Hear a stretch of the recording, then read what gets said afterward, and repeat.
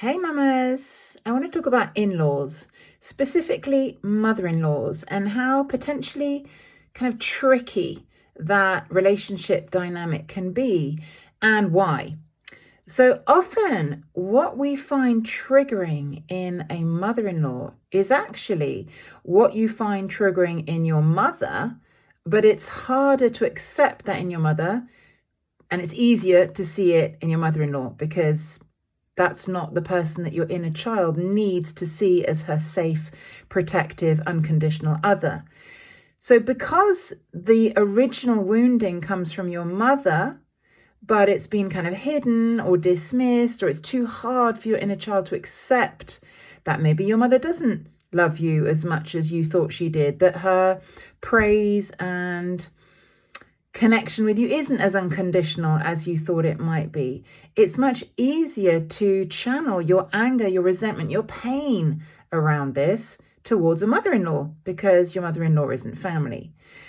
So just having a think about what is it exactly that triggers you about your mother-in-law or your father-in-law, but often it's the mother-in-law that's more visceral.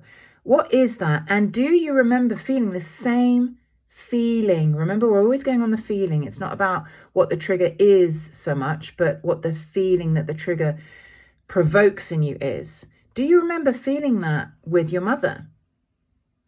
If so, trace that back to a memory that you have with your mother. That is probably the original wounding, and your mother-in-law is just stirring up that original wounding because she is reminding you of the same pain, the same anger, the same resentment that you felt as a child or adolescent around your mum. So this is basically saying, don't put all the blame on your poor mother-in-law. She might be annoying, she might be lovely, but don't blame her for stuff that actually is to do with your birth family. I know it's a lot easier to project onto people that aren't close family because you don't need them so much, or rather your inner child doesn't need them so much.